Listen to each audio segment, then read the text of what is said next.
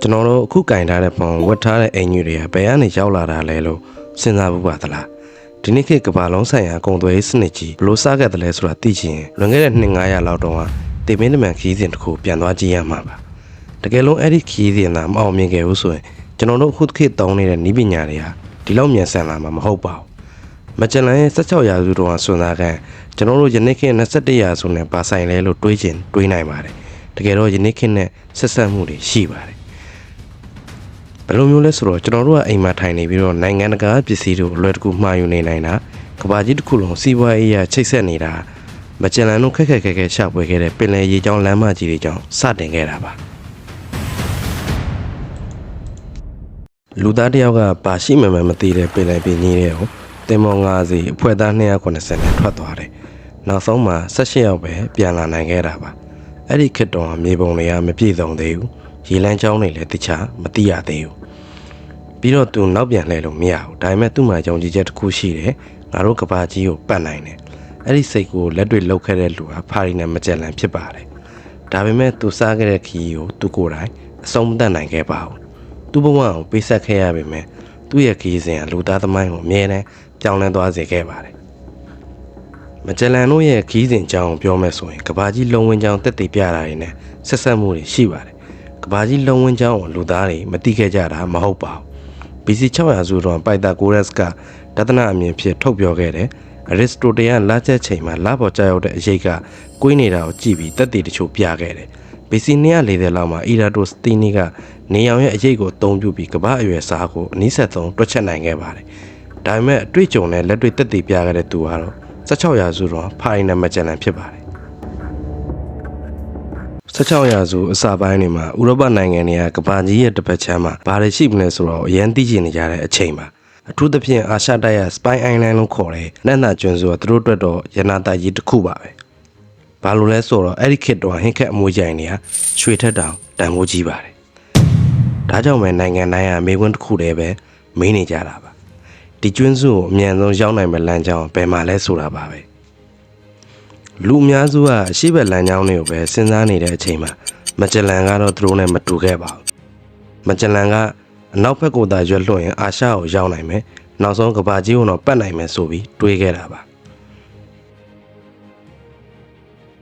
မကြလန်ကသူ့ရဲ့အကြံကိုပေါ်တူဂီဘီရင်စီတွားတင်ပြခဲ့ပါတယ်ဘီရင်ရဲ့တုံ့ပြန်မှုကတော့မဖြစ်နိုင်ဘူးသမုတ်တရားကြီးကအရန်ကျဲပြီးတော့အနောက်ဘက်ကိုရွက်လွှတ်တာတင်မင်းနဲ့တွားပြီးရင်ဆိုင်ရတာမျိုးဖြစ်နေတယ်ဆိုပြီးညင်းပယ်ခဲ့တာဒါပေမဲ့မက်ချလန်ကလက်မလျှော့ခဲ့ပါဘူ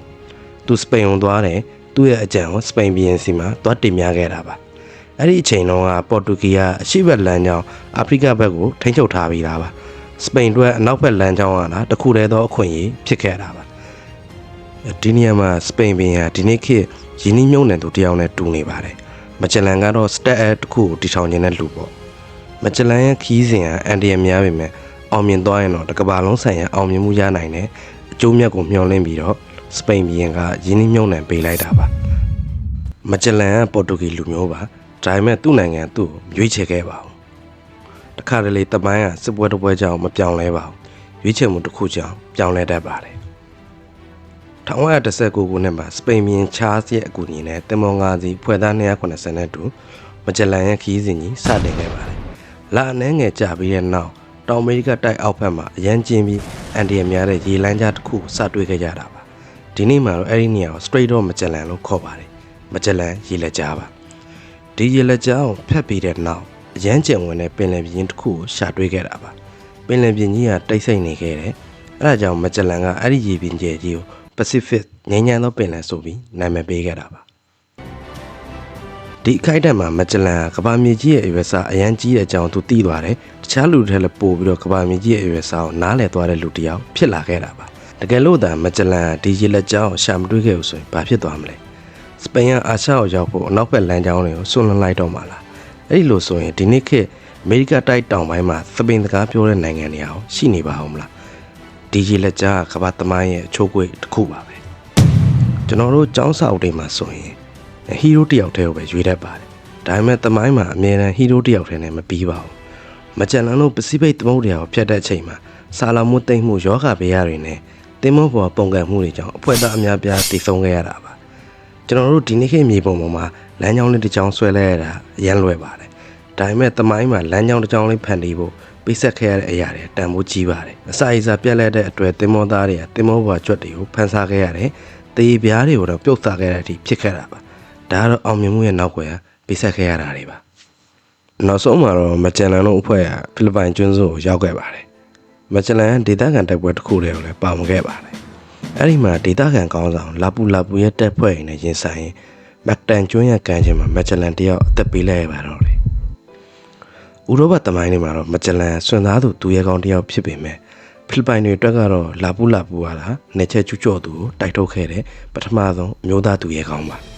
အဲ့ဒါကြောင့်သမိုင်းဆိုတာဘယ်ဘက်ကကြည့်တယ်ဆိုတဲ့အပေါ်မှာအများကြီးမူတည်နေပါတယ်မကျန်လန်ကဘာဘက်ခီးကိုစတင်ခဲ့ပေမဲ့သူကိုယ်တိုင်အိမ်မက်ခဲ့တဲ့ခီးရဲ့အဆုံးတော့မြင်ကွင်းမရခဲ့ရှာပါဘူးမကျန်လန်မရှိတော့တဲ့နောက်ပိုင်းမှာသူတင်မောတသီးကိုဥဆောင်ခဲ့တဲ့Juan Sebastian Elcanoကကျန်တဲ့တင်မောသားနဲ့အတူခီးဆက်ခဲ့ပါတယ်1922ခုနှစ်မှာဗစ်တိုးရီးယားလို့ခေါ်တဲ့တင်မောတသီးတဲသာစပိန်ကိုပြန်ရောက်ခဲ့ပါတယ်ဒီခီးစဉ်ကနေပဲကဘာကြီးကတစ်ဆက်တည်းချိတ်ဆက်နေတဲ့ကဘာတစ်ခုဖြစ်ကြောင်းညင်းမြနိုင်တဲ့သက်သေပြခဲ့ပါတယ်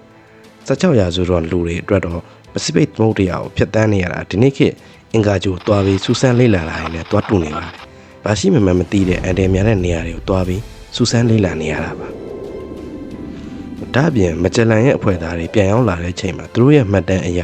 ရက်တရက်လွဲနေတာကိုတွေ့ရှိခဲ့ပါတယ်။ဒီဖြစ်ရက်ကကဘာကြီးလေပတ်ချင်းနဲ့ပတ်သက်ပြီးအချိန်တွက်ဆမှုတွေဟာဆက်နေတာကိုတက်တည်ပြခဲ့တာပါ။နောက်ပိုင်းမှာဒီသဘောတရားကိုအခြေခံပြီး International Dateline ဆိုတဲ့ရစွမ်းမြင့်နည်းစနစ်ကိုဖန်တီးခဲ့တာဖြစ်ပါတယ်။တခါတလေတမိုင်းကိုပြောင်းလဲခဲ့တဲ့လူတွေကသူတို့ရဲ့အောင်မြင်မှုကိုကိုယ်တိုင်တွေ့မြင်ခွင့်မရခဲ့ကြပါဘူး။ဒါပေမဲ့သူတို့ရဲ့စူးစမ်းလိုစိတ်ကတော့နောင်လာမယ့်မျိုးဆက်တွေအတွက်လက်မြတ်ပေးနေသေးဖြစ်ပါတယ်။